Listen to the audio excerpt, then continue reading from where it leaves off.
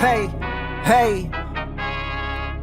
Really the only thing that gon' be normal is distribution. Normal folks gon' infuse some. Optimize your lineups and you feed the rest, you mute them. Turning it up, these numbers are loud. Peeping this game from a nimbus is wild. Making it rain. While I embrace all this risk, I'm insane. Talking about that best bill, I'm the best till into the next world. Guess I got next still. Best bill, I'm the best rest till into the next world. Guess I got next still.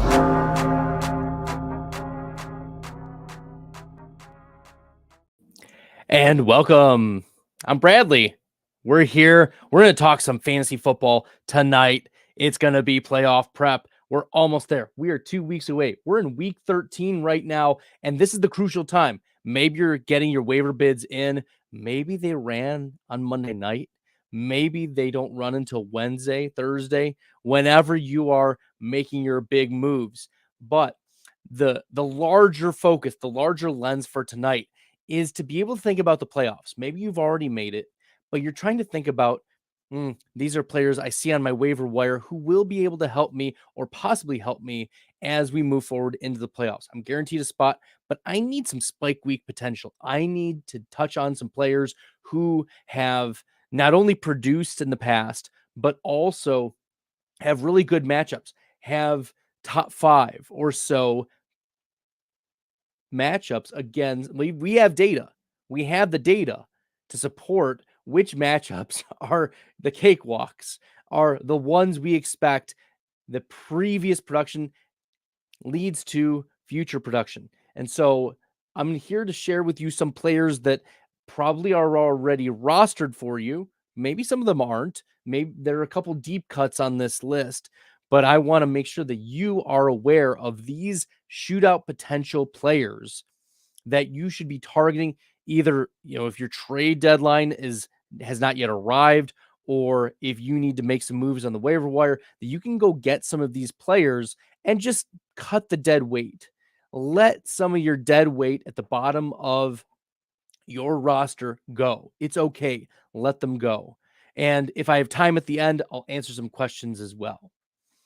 So the first player that you should be starting during your playoff run and throughout the playoffs is Brock Purdy. He gets Washington and Philly, which are really good matchups, okay? And we know that Brock Purdy has been one of the better quarterbacks for fantasy this year. He's quarterback 11 in total points, quarterback 11 in fantasy points per game, 19 passing touchdowns. He has 2 rushing touchdowns on the year. And he's number 1 among all quarterbacks in yards per attempt. But he gets really great matchups against Washington and Philly. So this year, he's been a back-end quarterback 1 for you. We've seen some spike weeks from Brock Purdy, right? He was quarterback 2 in week 11, quarterback 6 in week 10, quarterback 7 in week 5. So we've seen some of these top 5s. But now is the time. Now is the time where Brock Purdy is going to be in competitive games against defenses that have given up big time plays. So Washington and Philly are on this list, and that's why Brock Purdy is a must start for us here moving forward. Okay, not only in these 2 matchups, but the 49ers are going to be in competitive games, and we have seen pretty much the floor for Brock Purdy is about quarterback 15 or so. Only 3 times has he fallen below quarterback 13. So we're very excited about Brock Purdy. I know he had a bad week against Seattle, but that was a Christian McCaffrey game, right? It was Christian McCaffrey game. So let's not worry about week number 12. We want these shootout weeks. And Brock Purdy should be at the top of your list for either a trade target or maybe he's been on your bench for some of these weeks. Get him back into your lineup, especially against these 2 matchups. Another sneaky quarterback that you can either trade for, or maybe he's on your waiver wire in shallow leagues. Maybe you haven't been starting him, given some of the floor games that he's had and the fact that he's only thrown for more than 200 yards once since week number 5. and that's Russell Wilson. Russ this past week against Cleveland, yes, it was Cleveland, and he played like it was Cleveland. He had 1 passing touchdown, 1 rushing touchdown, 2 total touchdowns in this game, but only 134 passing yards. As I said, now only eclipsing 200 passing yards once since week number 5. But he gets the LA Chargers twice, once at home, once on the road. And this is a matchup that many of us were preparing for week 17. Russ plus maybe it's Cortland Sutton, maybe it's Jerry Jeudy, maybe it's Marvin Mims, who are going to be the players. We're going to talk about them in a little bit, but Russ is going to be a quarterback that we want to be in on, right? We saw back in week number 2 against Washington, who is going to get Brock Purdy, right?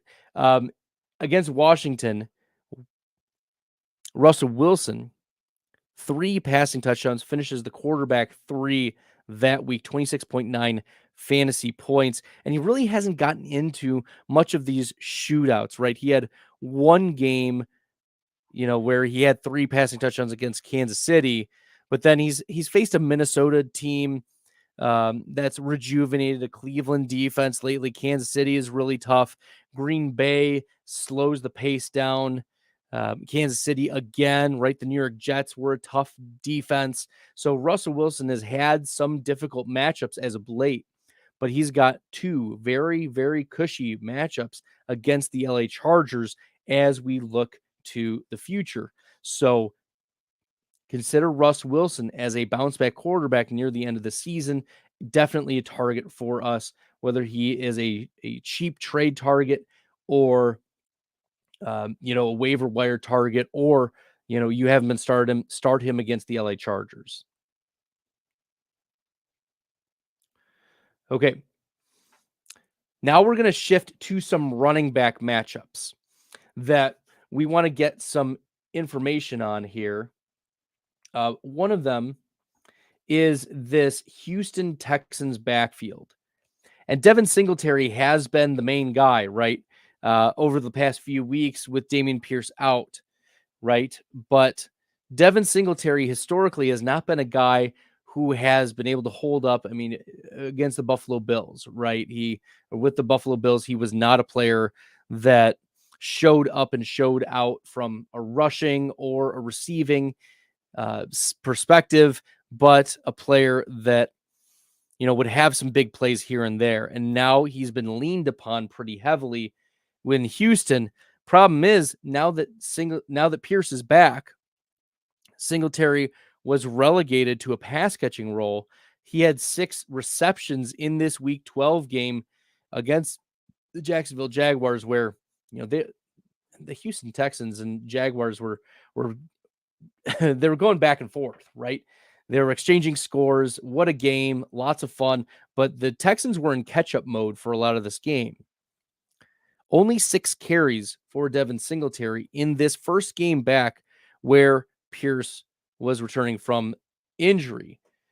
So I don't think that Devin Singletary is going to be the answer for us necessarily, but perhaps it is on the cheap Dameon Pierce, because Pierce has struggled, frankly, this year with efficiency, and he only has 1 touchdown on the year, only 1 game exceeding 100 total yards, and has been a running back 20 or better only twice on the season.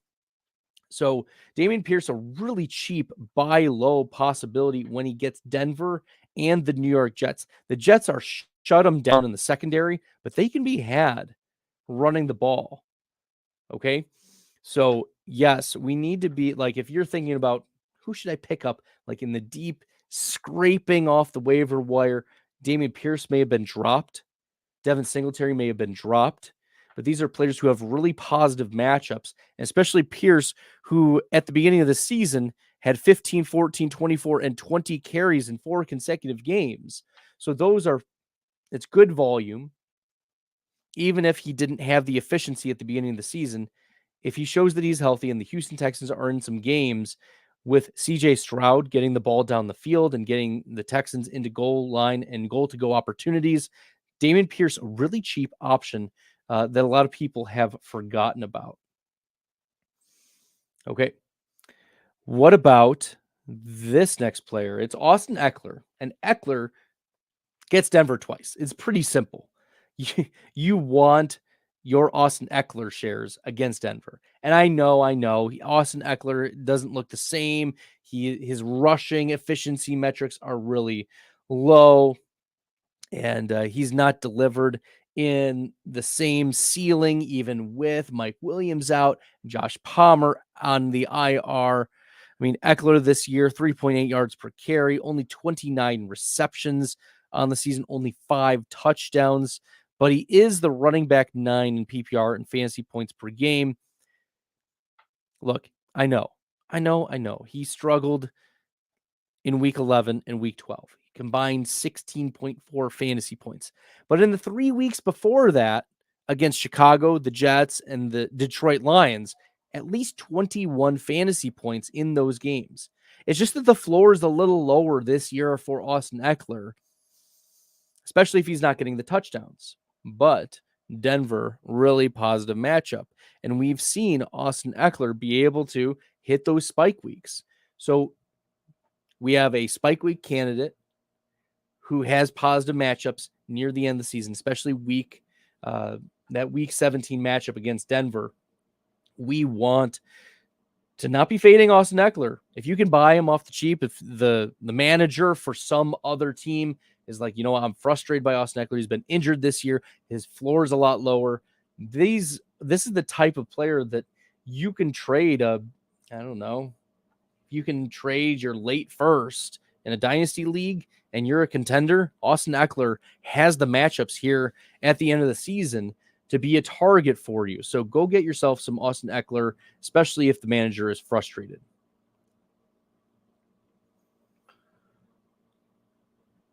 Let's flip to Najee Harris and Jaylen Warren.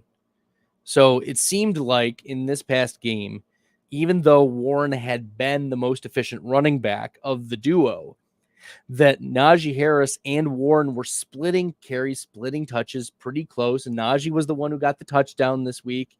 So the positives, though, is that they may be in both flex consideration against Arizona and Seattle, maybe even running back 2. Because Warren, right, going into the week 12 game, had boasted running back 24 or better in pretty much every single week since the beginning of the season. Najee Harris, yes, he's had his ups and downs, but we've seen some breakaway runs from Najee Harris. His efficiency metrics have been a little bit better this year. So Najee Harris or Jaylen Warren as cheap pieces, because remember, people have been frustrated by Najee Harris. But Najee, 15.9 fantasy points last week. 3 weeks ago, 18.6. 4 weeks ago, 15.6. 6 weeks ago, 15.8. So Najee Harris still getting 12 to 15 fantasy points pretty much, and then maybe a spike week. We're looking at a ceiling of top 10, top 12, but in these positive matchups, even if he's splitting touches, even if he's splitting carries and receptions out of the backfield with Jaylen Warren, both he and Warren are very interesting pickups. And so Najee Harris has soured on some fantasy managers, but maybe he's the cheap option that you want here for against Arizona and against Seattle, 2 very good matchups near the end of the season. So you want to be, of course, targeting Najee Harris and Jaylen Warren as we get into the fantasy playoffs. Okay, this is the league winner, right? The league winner, Christian McCaffrey, gets Arizona and Seattle to end the season near the end of the year. McCaffrey already there are running back 1, and multi-touchdown games are his forte. The calculus is simple with Christian McCaffrey. There's no reason for you to pull him out of the lineup, but this also means that you should be picking up Eli Mitchell. Mitchell is clearly the number 2 running back on this team, and if McCaffrey goes down with an injury, I expect that it's Eli Mitchell at this point. Earlier in the season, it was Jordan Mason. Jordan Mason was splitting the carries with Mitchell or even having a few more. But Eli Mitchell is the handcuff that you want not only given his role behind Christian McCaffrey, but also the contingent upside that exists with Arizona and Seattle as the two matchups near the end of the year. So go get yourself some Eli Mitchell. Christian McCaffrey, of course, we know if he plays, he's going to be league winner for you. That's what you drafted him for. But the contingent upside handcuff here is Eli Mitchell. Now, a sneakier league winner who faces Arizona and Seattle too is on one of the best offenses in the NFL, and that's DeAndre Swift, right? There was concern that Swift, would be splitting carries with Rashad Penny this offseason, or that Boston Scott would be, a pain, or whatever the case may be. DeAndre Swift has played 11 games so far this year, 161 rush attempts. So he's averaging 14 per game, right? And 4.8 yards per carry is respectable. Worried about the receptions. DeAndre Swift has 34 receptions so far this season. Among running backs, he's number 4 in rush yards. Yeah, I'm not worried about DeAndre Swift. I mean, let's look at some of his game logs, right? Pretty high floor running back outside of week number 1, where I don't know what was going on with Philly, but every other week we're looking at a top 25 back no matter what. Yes, he had a low week in week number 12 against Buffalo, but every other week, running back 25 or better, sans week 1. So this is a player that we've seen get 10 targets in a game, 6 targets in a game. He's exceeded 100 total yards 4 different times. He gets the touchdowns and he gets the positive running back matchups. DeAndre Swift versus Arizona and Seattle. Maybe someone, once again, has soured. These are the types of players that you need to be picking up. So Mark jumped in the chat and he asked, should I pick up Eli Mitchell and drop Aaron Jones? So I looked at some of the other shootout matchups, and Aaron Jones and A.J. Dillon do get the Panthers, okay, as one of their shootouts. They're not a multi-shootout team, but Aaron Jones has a positive matchup in one of these playoff weeks. I wouldn't necessarily drop him at this point. He still has running back 2 upside on his own standalone value, whereas Eli Mitchell only has the contingent value, and we do have questions of maybe in a couple weeks it is going to be Jordan Mason. But for right now, it's Eli Mitchell. I would still hold on to Aaron Jones. Okay, let's keep her rolling here. We're doing pretty well with this. Throw some comments in the chat. I'm going to do my best to answer questions once I go through this show. Wide receiver, Deebo Samuel and Brandon Ayuk. If Brock Purdy is on this list, so are his top 2 wide receivers, Deebo and Brandon Ayuk. Philly and Washington give up some of the most fantasy points to the wide receiver position, and they give up some of the most fantasy points to the quarterback position. So this is where stacking comes into play.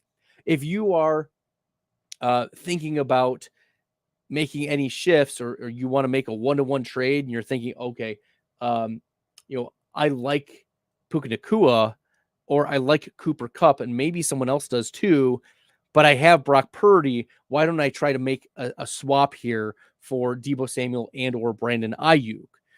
So see if you can do things like that, where players are pretty even, in their own value or pretty close to them, and allow this to be the tiebreaker where you can go for the stacks.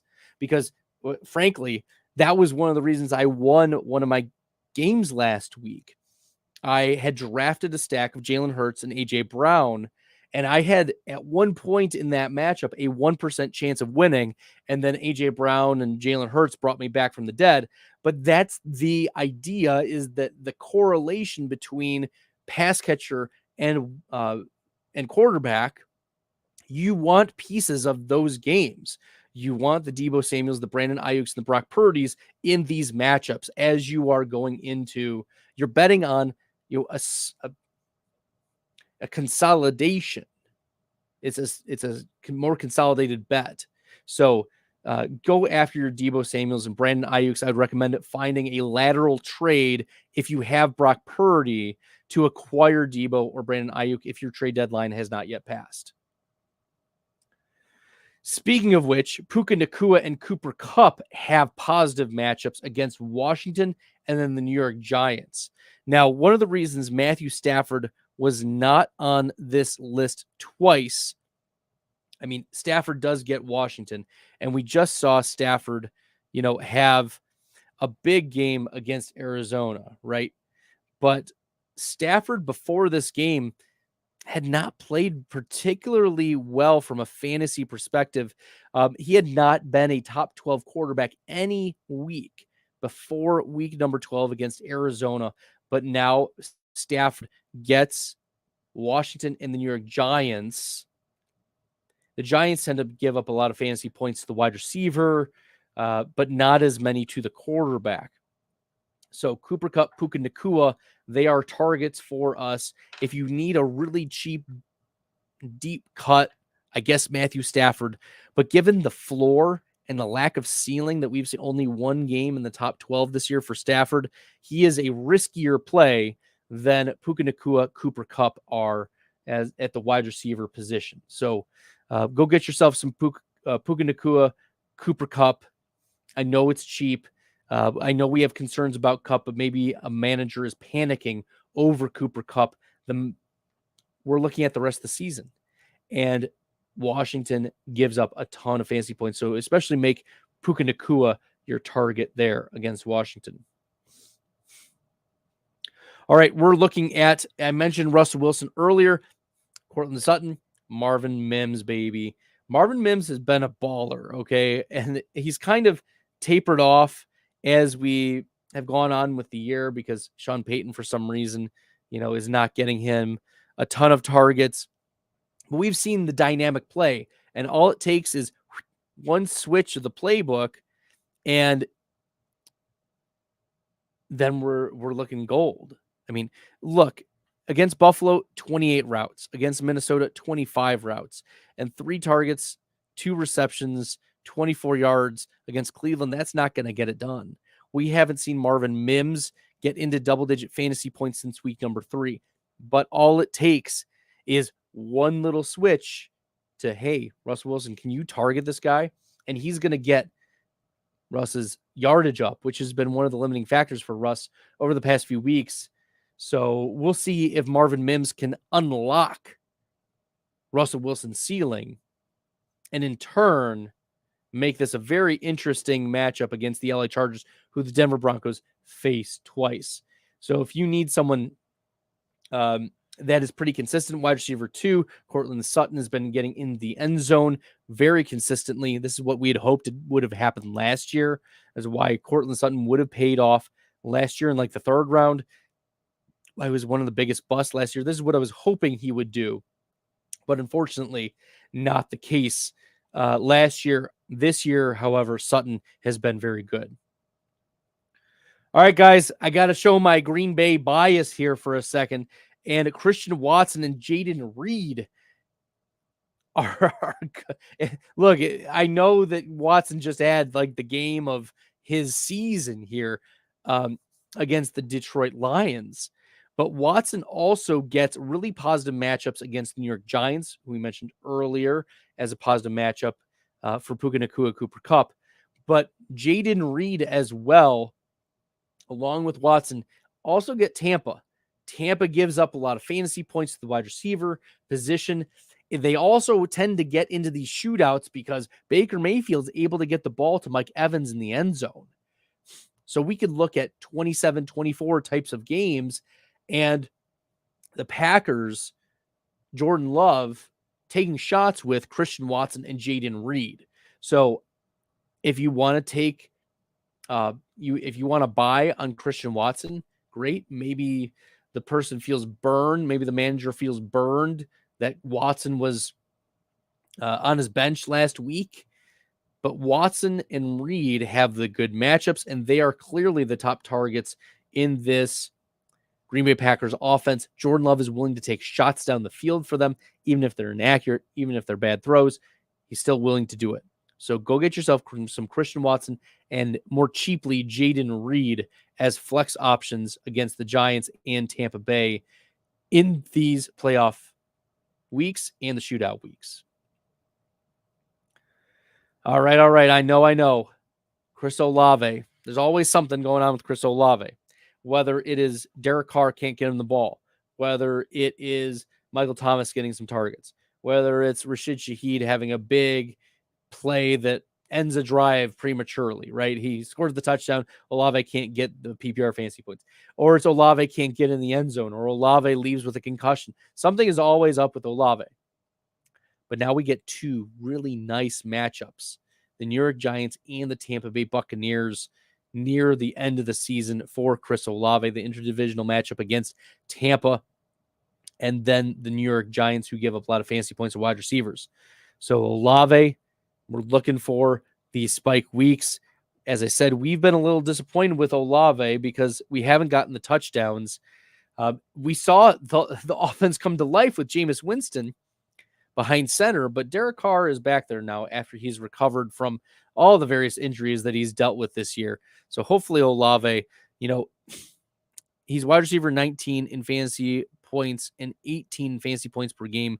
He has let down his draft capital, but not as badly, given that 2 of his last 3 weeks, he's been a top 10 wide receiver. And then last week, 18.4 fantasy points, 7 for 114. That was a season high in receiving yards despite leaving the game early. So Olave is poised to have these shootout weeks. Hopefully you drafted him, in your best ball leagues for those week 17. He probably isn't going to have a super high advance rate, but Olave is a player that has the shootout potential. He's the wide receiver 1, and Shaheed is currently dealing with an injury. Michael Thomas is on IR. Juwan Johnson has been dealing with injuries. Taysom Hill has been scoring some fantasy points, but he's been inconsistent. So Chris Olave, is this play against the Giants and the Tampa Bay Buccaneers. Now you're probably thinking to yourself, Bradley, I need some cuts at tight end. I need to know who should I stream as we get closer to you. You punted tight end. You're like, Bradley, I didn't care about tight end. Who are possible spike week candidates that are deep cuts that we could take chances on? The first is Gerald Everett, right? Gerald Everett scored the touchdown this past week, and Donald Parham hasn't been able to push him aside, right? There's no other. Stone Smart only got work because Gerald Everett was out a couple weeks ago. But we've seen Gerald Everett have 10, 11, and 14 fantasy points, in 3 of the last 5 games. He's also gotten some targets at the beginning of the season, bunch of red zone targets. So this is a guy that he gets Denver twice, and Denver's been very susceptible to the tight end position. So let's look at Gerald Everett, especially because Mike Williams and Josh Palmer, are out. We'll see how long Palmer's injury is going to last. But Gerald Everett is an interesting eyebrow raise if Palmer is out moving forward. This is also an interesting one. Hunter Henry started very hot at the beginning of the season. He was like tight end 2 or 3 through the first couple weeks. Remember Hunter Henry, the tight end 1 and tight end 2 the first 2 weeks. And he's cooled off a little bit. Only one time since those first 2 weeks has Hunter Henry gone over 10 fantasy points. He did that week 9 against Washington, but he gets positive matchups against Denver and the LA Chargers. So start up your Hunter Henrys. This is it. Like Kendrick Bourne is on the IR. Devontae Parker's been in and out of the lineup with injuries. Demario Douglas is the only wide receiver of note that will make any fantasy difference for us in New England. So Hunter Henry, always a touchdown upside, right? He has 3 on the season. And we've seen 1, 2, 3, 4, 5, 6 times this year so far where Hunter Henry has at least 5 targets. So he is an important part of this Patriots offense, even though, the Patriots overall are not very good. but Henry gets positive matchups. Consider streaming him when he faces Denver and the LA Chargers. Another one of my late tight end picks from this past year is Tyler Conklin, and he's hopefully going to pay off for us streaming him against Houston and Atlanta here in the fantasy playoffs or leading up to the playoffs. Conklin, right, is probably the second receiver behind Garrett Wilson. And so with Conklin getting the targets, getting the occasional touchdown, right, we've seen Conklin be pretty involved in this Jets offense, and Boyle just trying to find something to do, like make it happen. I don't know. Like, I don't know what Salah's thinking with putting Boyle there. Like, can we just take it aside for a second? Like, I know Zach Wilson is bad, but so is Boyle. And Boyle's not good at getting the ball to his guys. I mean, we had to like gulp and put a blindfold on with Garrett Wilson this past week. It was looking really ugly for Garrett Wilson. So Tyler Conklin, though, has really positive matchups. And if there's nothing to play for, then I think that Conklin is one of those sneaky plays that positive matchup plus probably the second read in the offense. This is a player that we can stream moving forward. All right. He hasn't worked out this season either. Chig Okonkwo.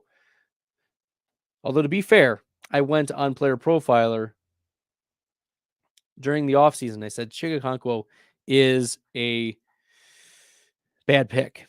He's going to be a bad pick. He's tight end 29 in fantasy points per game. He was tight end 31 last year. We have seen 0 games of double-digit fantasy points for Chig Okonkwo this year. We've seen a few 6 target games, 5 target games. He had 1 9 target game with 2 red zone targets in week number 5, right? We're just trying to scrape the barrel, but maybe this is the guy that is going to get it for us. Treylon Burks has been out a lot. DeAndre Hopkins has been dealing with injuries off and on the season. Will Levis, right, is still trying to find his groove here. But what's encouraging is that Okonkwo had his season high in receiving yards in week number 12 against Carolina. It can't get any worse for Okonkwo, right? So there's spike week potential against Houston in the 2 matchups that the Titans face off against the Texans, especially because the Texans are going to be pushing the ball, right? The Texans are going to be trying to move it pretty easily and run up the score. These interdivisional matchups, that's what we've seen. And so Okonkwo was a player that maybe is going under the radar for us, given his poor performance earlier in the season, but there's spike week potential, and all a tight end needs is 1 touchdown to get to be fantasy relevant. And no touchdowns on the season for Okonkwo just means that, right, he's due. I mean, last year Okonkwo had 3 touchdowns, 2 of them coming in weeks 14 through 18. So Okonkwo is on our radar for streaming as we get closer to the fantasy playoffs. Okay, the last little bit that I want to talk about tight end wise, Adam Troutman and Greg Dulcich. Now you're thinking to yourself, Bradley, I haven't heard the name Greg Dulcich in a long time. Yeah, because he's on the IR. But we're talking about fantasy playoffs here. And Dulcich is really good. Like he is. But Troutman has also been eating into that matchup, that workload. So Troutman, maybe it's Troutman by this time. Maybe Dulcich is not activated yet, or maybe it's not been enough time. But consider, if you've got an IR spot and Dulcich is down on your waiver wire, pick him up and stash him and just see what happens. It's worth picking up a player like Dulcich, who we've seen, 12 points, 10-point games from him. And with the ascension of Denver's, we mentioned Russell Wilson at the beginning, getting the LA Chargers, but also the Chargers give up a lot of fantasy points, to quarterbacks and to wide receivers. So this game could very well both games turn into shootouts, and Troutman and Dulcich may be just fantasy points adjacent to the major shootouts and maybe they fall into the end zone. So consider these guys, given their positive matchup, given their usage, and Dulcich we've seen be a beast in the past. So deep cuts, but that's what you're here for. You're not here for, oh, let me tell you that, Saquon Barkley is going to be a top 15 running back. Well, no, like this is what we're here for. We're here to find players that are going to fit our team's needs and have a chance to spike during these most important weeks. Cool. Let's answer some questions. Joe said, are you trading Mike Evans, Ayuk, and Kenneth Walker for Swift, Nico Collins, and Thielen? Yeah, so Kenneth Walker got news today that things are not looking better for Thursday. So I like Evans. I love Ayuk. Swift, Collins, and Thielen. I'd rather just hold on to the Evans, Ayuk, and Kenneth Walker side. Even though you are probably taking the L at running back, Evans was the wide receiver 1 overall last week. At what age, right? He's old and feeble and frail. And no, like Mike Evans has been crushing this year. Continue to ride him. The Tampa Bay Buccaneers are going to get into shootouts. You want to be part of that. And then Ayuk, I mean, I talked about Ayuk and Brock Purdy and Deebo Samuel already. They get Washington and Philly in the playoff, in the shootouts, in the playoff push. So we want Brandon Ayuk, Mike Evans, even if we're going to wait a little bit on Kenneth Walker. So that's how I would handle that situation there, Joe. Quincy Davis has Mahomes as the starter. Backup is Howell. Would you drop Howell for Jordan Love? No, not necessarily. I feel like it's pretty lateral move. Yeah, it's a lateral move. If you want to, it's personal preference. I don't mind either way. Love has had a couple spike weeks. He may be pushed a little bit more. He's willing to take chances, but so is Howell, and Howell's very mobile as well. So it's pretty even for rest of season. Baker, Love, or Russ this week. You're going to have to swing on by later on this week. I haven't done the rankings yet. I haven't taken a look at much of the matchups, particularly for this week. So check out the rankings. I will have them updated on Thursday at the latest. You can go to bestbellfantasy.com and then you just click on rankings and you'll see weekly rankings right there. So you can do that for sure. Quincy Davis, would you drop Schultz for Pat Freiermuth and sit 2 of Mixon, Pacheco, Singletary, Charbonnet? So, yeah, we really do like Pat Freiermuth, and the Steelers made it an emphasis of their game plan to involve Freiermuth. We've seen spike weeks from him in the past. He is a startable tight end 1 moving forward. Would I drop Schultz? That's a tough call. Schultz has been playing pretty well for us, this season. And I know that the blowout game, potential game, always comes back to bite us. But let's look at the game log, right? 5 targets over the last 2 games for Dalton Schultz, but he's gotten the touchdowns. Schultz, before last week's dud against Jacksonville, this is dating back to week 4. Tight end 6, tight end 6, tight end 2, tight end 34, tight end 1, tight end 8, tight end 6. I would not be too worried about that. Yeah, looking at the rest of this, I need to sit 2. We're sitting Mixon for sure. And we're sitting Singletary. Pacheco and Charbonnet are 2 starters, assuming that Kenneth Walker is out, which it looks like he's trending to be out for week number 13. Okay, should I drop Zach Charbonnet for Eli Mitchell? The answer is no. You're going to need Zach Charbonnet this week for week 13. Okay, George Playo, 1, need a defense out of these: the Chiefs, the Bucks, the Jaguars, and the Jets. Yeah, the Chiefs are going to always be a pretty tough defense. So I would go with the Chiefs there. They've got a lot to play for too.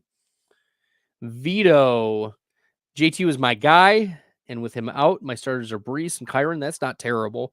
With Spears and Charbs backups, Titans McBride week 14 with Taysom as backup. So waiver should I go Najee and then Muth? Yeah, I think that's the right priority there.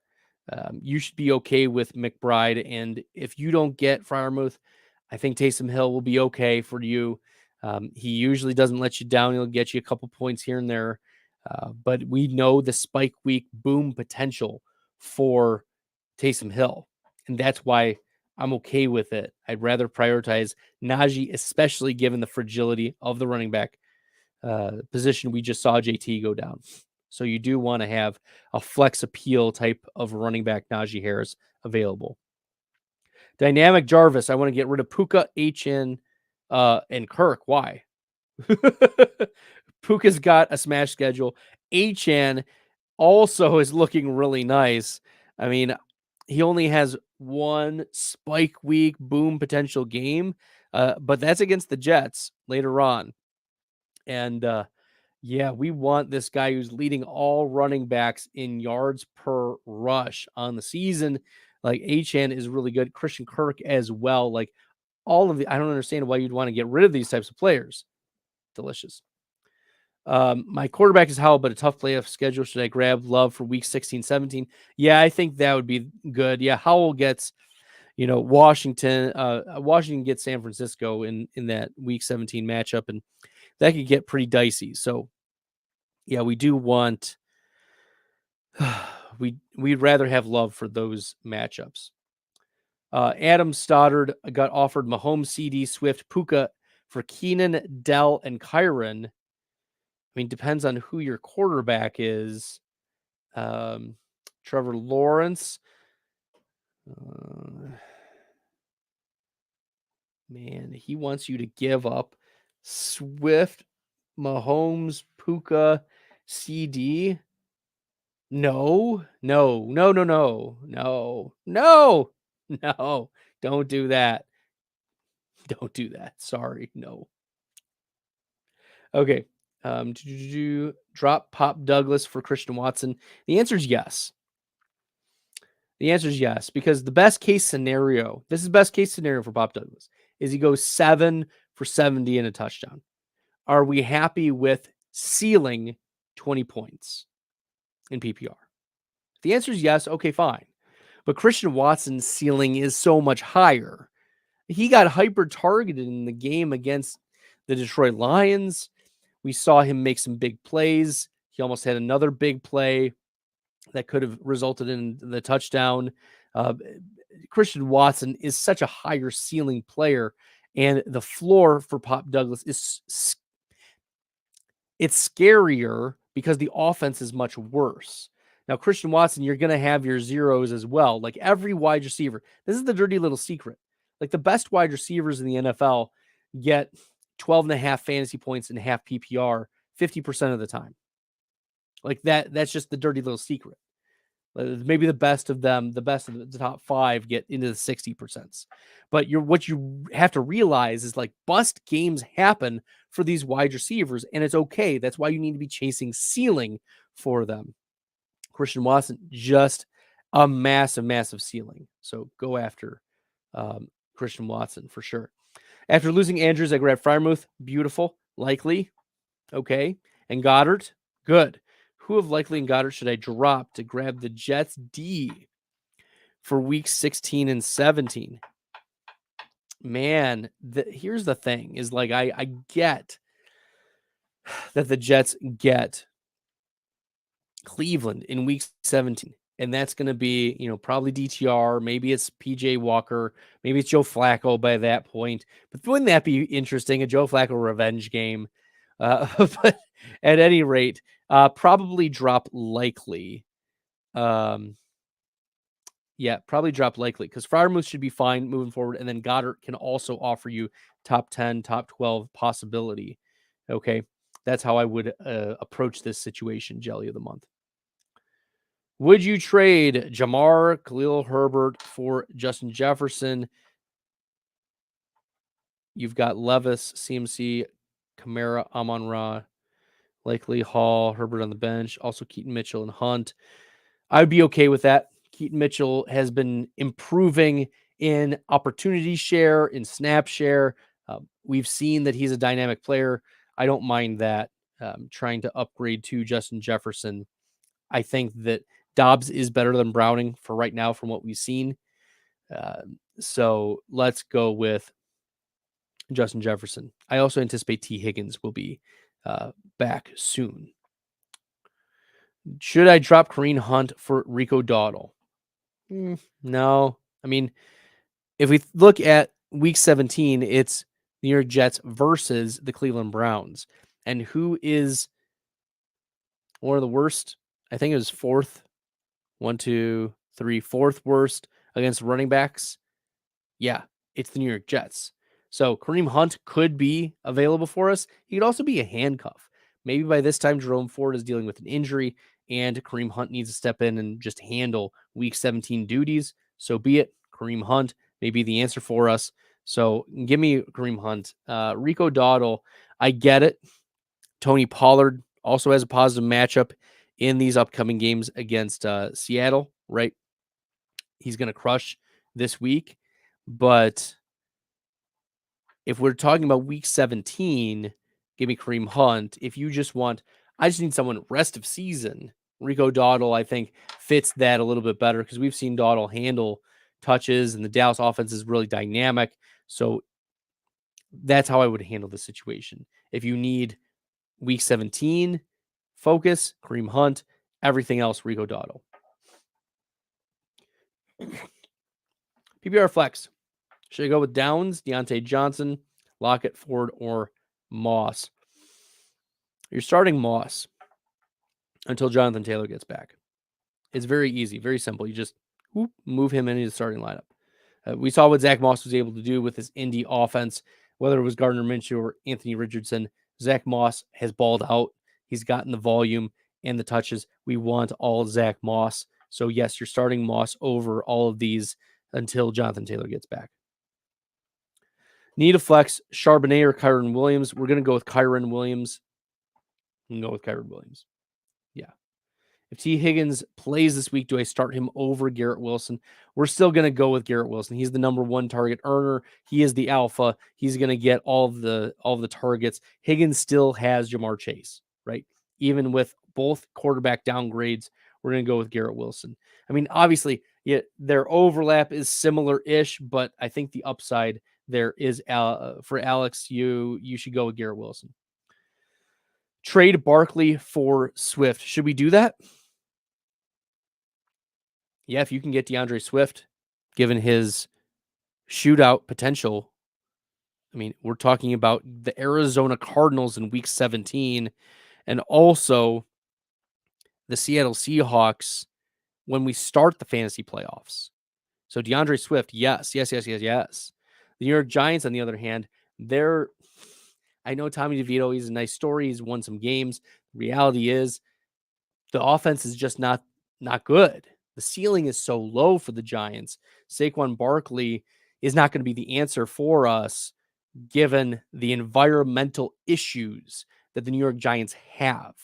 Now, instead, you want to be targeting one of the most potent offenses where we've seen an extremely high floor for what could be like all Swift needs to do is step onto the field and handle 15, 17 touches, and he's an RB1. Right? He doesn't even need the efficiency, but he's going to get it because the Eagles are so good. So, yes. Jelly of the month. Think Achane plays. Other league, Barkley, Chandler, Mitchell on bye. Probably dropping Chandler after the dud to grab Jeff Wilson. Yeah, I like Achane. I think that he does play. I think that this week he could have played, but Mike McDaniel was cautious and didn't want, to see Achane. The Miami Dolphins have Super Bowl aspirations, and they believe Devon Achane can be the answer for that. Now, Achane has a really positive matchup in the fantasy playoffs against the Jets. But regardless, this is a super dynamic player that whenever he touches the ball could go to the end zone. So we want Devon Achane. Yes, I do think he plays, and McDaniel was just being cautious. And I agree. Kyron Williams, all day, baby. Go Irish. There we go. Someone offered me Tony Pollard and Debo for Stephon Diggs. Tony Pollard he's going to prove why I was right. He's let us down a little bit at the beginning of the season, but it's only a matter of time before The touchdown regression swings in his favor. He scored touchdowns in 2 consecutive games. We like Tony Pollard. And Debo has smash matchups, right? In week 17 against the Commanders. And also, Debo gets the Eagles this week. So, yes, we want this. We want all of the Debo, Tony Pollard. And I know Stephon Diggs, he'll get his for sure. He's got his individual higher upside, like individually. But Tony Pollard and Debo are probably going to fill in the gaps where you're needing a flex help, and they'll be able to provide whatever you need. Whereas Stephon Diggs, he's certainly helpful, but is he going to make up for the loss you're taking at the flex? I would prefer Tony Pollard and Debo in this spot. Thoughts on Justin Fields rest of the season? Yeah, you're probably going to be playing Justin Fields, your quarterback one. That's how I'd handle it. You're probably starting him. He's a top 10 quarterback in fantasy pretty easily. Lots of designed runs, lots of rushing touchdowns, lots of rushing yards. That's where a lot of his fantasy points come from. So we're starting Justin Fields rest of the season. As long as he's on the field, you're fielding Fields. Yeah. I think they're going to run him out there. They want to win games, and Achane is that good. They also kind of want to preserve Raheem Mostert too. So I would not expect Achane to handle 60% of the snaps, 70% of the snaps at all this year.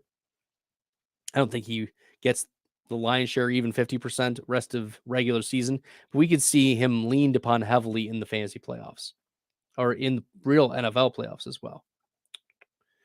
Cool.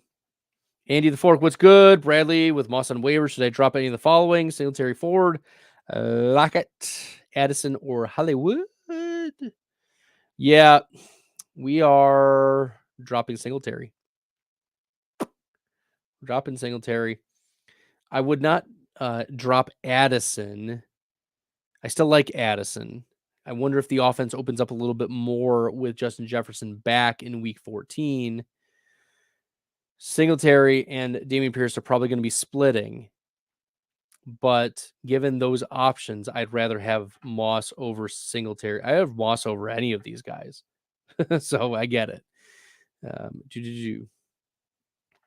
Are we high or low on DK? I assume DK Metcalf for the rest of the season. Seattle offense looks miserable now with tough games ahead.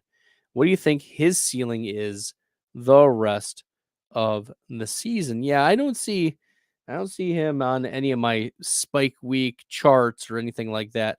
So the other issue with DK Metcalf is the emergence of Jackson Smith and Jigba. And I know emergence has been not what we hoped he would be when we were drafting JSN in round 7.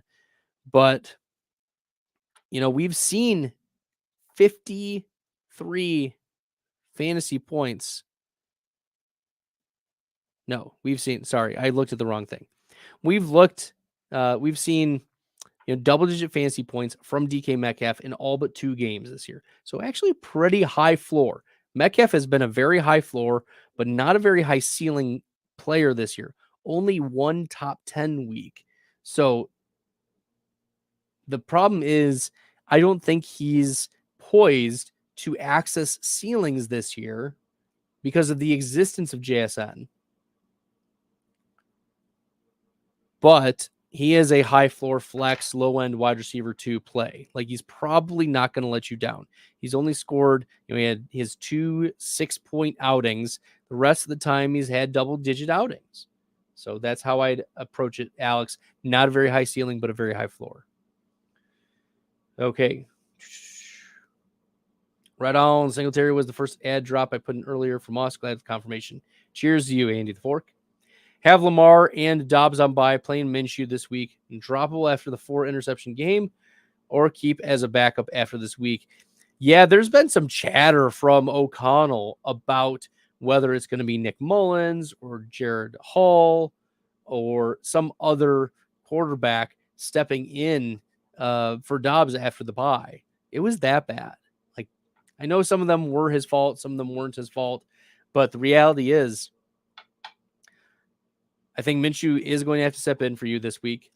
I would be willing to drop Dobbs this week and just see what happens. You've got Lamar, you've got Minshew. Find a waiver wire pickup that would be good for you. Okay. Sleepy from YouTube. Who would y'all start this week at flex PPR, Achane or Zach Moss because of JT? Yeah, we're starting Zach Moss. He's going to get the majority of the touches. Achane is more explosive, but the volume and opportunity is just going to be so much higher for Zach Moss. We saw what Moss was able to handle with JT out earlier in the season. Achane probably won't eclipse 50% of snaps. So Achane would need like a 95th percentile outcome to beat a 55th, 60th percentile outcome of Zach Moss. So there you go. If you guys like the content and you find this helpful, make sure you guys are smashing that subscribe button. I really appreciate y'all tuning in, checking out the comments. If you want to prioritize your comment, throw me a couple bucks with the star. You can do that on the YouTube chat. Appreciate y'all doing that. Yeah, so appreciate you going through answering your question. I love answering questions. This is great. I love this community. It's been a lot of fun answering everything for y'all because we're getting ready for the fantasy playoffs. It is great. It's exciting. This is the time where we want to be winners. Richard is asking Jonathan Taylor back in time for fantasy playoffs. The last report that I saw was Taylor is expected to miss about 3 weeks.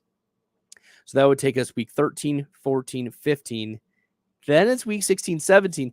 We saw when Jonathan Taylor returned from his holdout. He's not a suspension, a holdout. This was the game log of snaps and snap shares.